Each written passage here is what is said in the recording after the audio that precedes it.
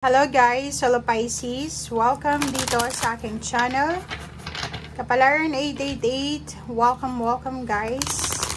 Alamin natin ang messages, vibration, gabay energy para to sa lahat ng Pisces sa usaping relationship, love and relationship to guys, from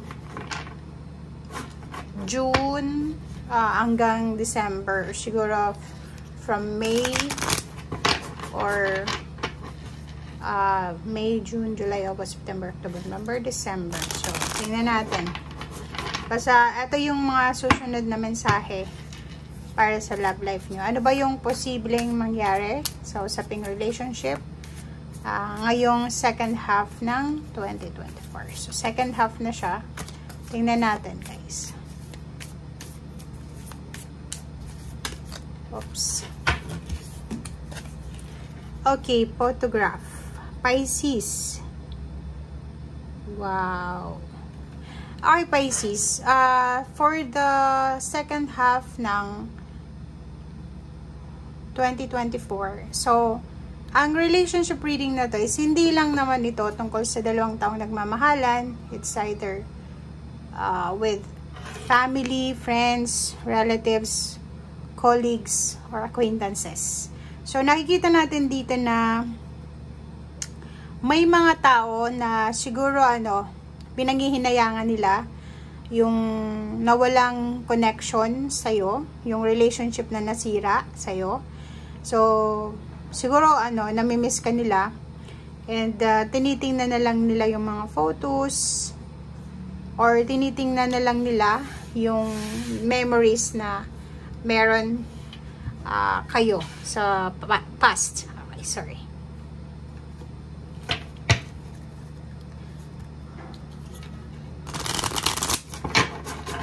Okay, ano pa ba? Pisces.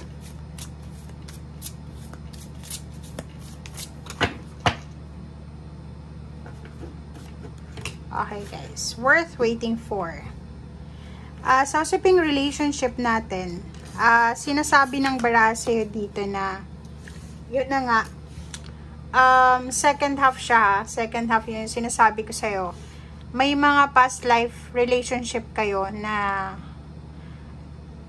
meron, like, mga exes nyo, na hindi nag-work yung relationship sa past, and siguro, for, the end of 2024, magkakaroon kayo ng second chance, diba? Second chance, may mga relationship na magsisimula sa mga dating nagkahiwalay or dating magkakilala, tapos wala namang attachment, tapos bigla kayong nagkita, and then yun, worth waiting for ito. So, kung ano man itong relationship na to na pwedeng magsimula sa'yo, divine timing ito na talagang mangyayari, na kayo talaga ang itinadhana. Okay? So, yun.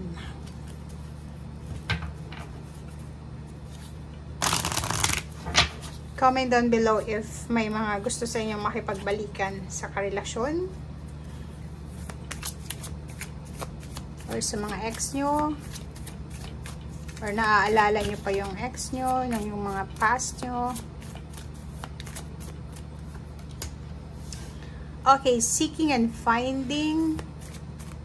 So, yun. Ang nakikita ko sa'yo dito, Pisces, is meron na posibleng dati kang karelasyon na hinahanap ka sa ngayon. Hindi mo yun alam.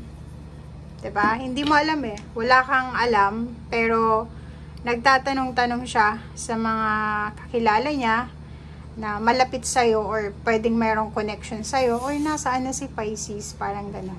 Okay? And kung magkakaroon man kayo ng encounter sa second half ng 2024, nakatadhana talaga. It's a destiny. Divine timing ito na pwede kayo mag-usap, pwede kayong magkapatawaran. And dito sa barahang ito, siguro marirealize mo na akala mo hindi ka walang impact yung presence mo sa kanya or absence mo. Pero ngayon mo marirealize na may ginawa ka na maganda sa taong ito, na kaya hinahanap-hanap ka niya. 'Di ba? Parang ganon. So, pwedeng sa mga reunion, pagtitipon, ikaw yung bukang bibig ng taong ito, ng individual na to, ng ex mo or kung sino man siya na gustong pumasok sa buhay mo.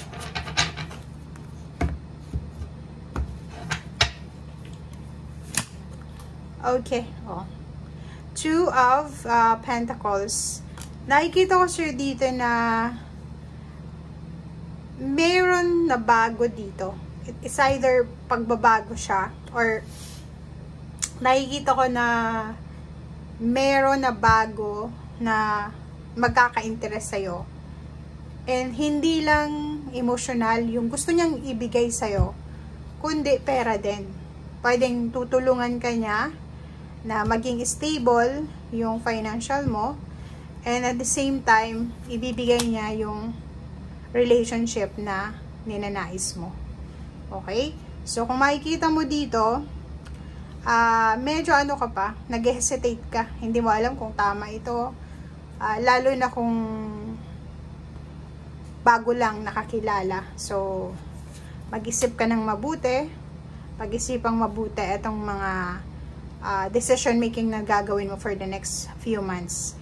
And kung makikita mo dito, sinasabi ng barahan na to na may sobra-sobrang in love, or pwedeng may in love sa'yo, or ikaw to na sobrang may in love sa bagong kakilala. Meron din dito. So, eto, related siya dito sa dalawa. Sa tatlo.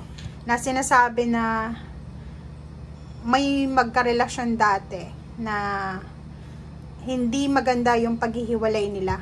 Sobrang hirap. Sobrang samaan ng loob, mga masasakit na salita yung lumabas sa bawat bibig nila, ng pamilya nila. And for the second half ng 2024, siguro magkakaroon ng closure. Magiging parang, tawag dito, magkakaroon ng endings, forgiveness, reconciliation, realization na may mga nagawang mali sa'yo, or ikaw yung nakagawa ng mali.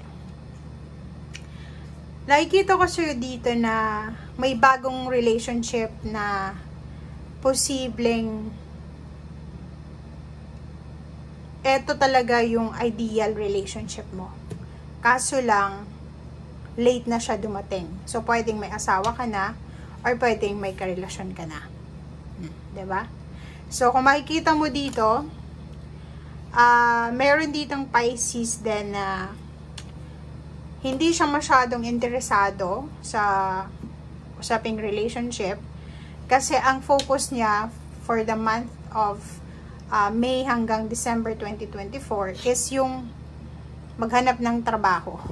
Comment down below if yun yung pinaka motivation nyo, or parang ang nakikita natin, for example, galing ka sa heartbreak, pwedeng kakabreak mo lang sa relationship, tapos ngayon is may konti kang may konti kang grudge sa kakabreak mo pa lang na relationship. Gusto mong ipakita sa kanya na okay, so hiniwalayan mo ako, so ang gagawin ko, magpapayaman muna ako. So parang ganun yung focus ng taong ito. Okay, next card. Eight of Cups. Nakikita natin dito guys yung relationship din na pwedeng matagpuan sa mga parties, occasion, lalo na sa loob ng mga transportation, bus terminal, airport, aeroplano, katabi mo sa aeroplano, or kung saan pa man. Okay? Nakikita din natin dito na may mga relationship na pwedeng magsimula from workplace, pwedeng magsimula sa business, customer mo siya sa iyong negosyo, or kung saan pa man. Okay? And Three of Swords, nakikita ko sir dito na at yung Three of Swords resonated to dito. Doon sa mga bago lang nakaka-break, wala silang masyadong focus ngayon, kundi yung hanapin yung financial success, Kasi parang yun yung dahilan kung bakit nagkahiwalay, is medyo siguro materialistic or masyadong, ano tawag dito? Ayun, materialistic. Gusto niya ng mayaman or ganito ganyan. So, nakikita natin dito na iba't ibang klase ng relationship ang pwedeng mabuo or pwedeng dumating, pwedeng umalis, pwedeng kung ano man ito na mangyayari ngayong second half ng 2024. Okay? Thank you guys. Bye!